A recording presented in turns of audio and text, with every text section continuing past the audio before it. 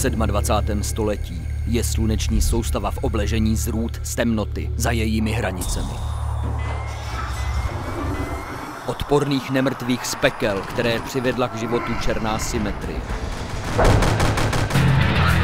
Lidstvo je rozděleno do 5 soupeřících megakorporací, které zajímají jen peněžní a územní zisky. Jejich vzájemné spory a války rvou vnitřní planety na kusy. Pokud se lidstvo dokáže sjednotit pod vedením bratrstva, může se ještě spasit. V opačném případě je s ním konec.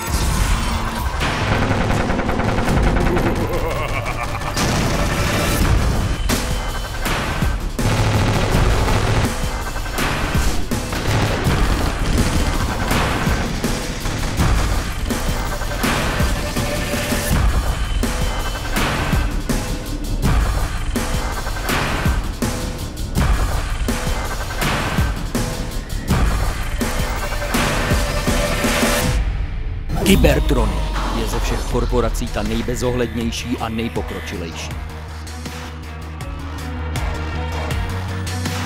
Bauhaus produkuje vše jen dokonale a válčí tím za svou hrdost i bohatství.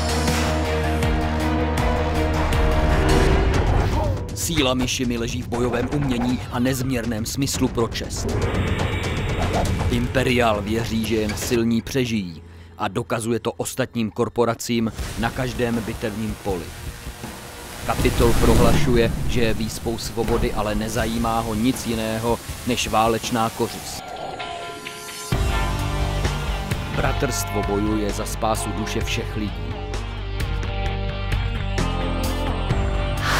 Černá legie, největší nepřítel, využívá nekrotechnologii k pustošení sluneční soustavy.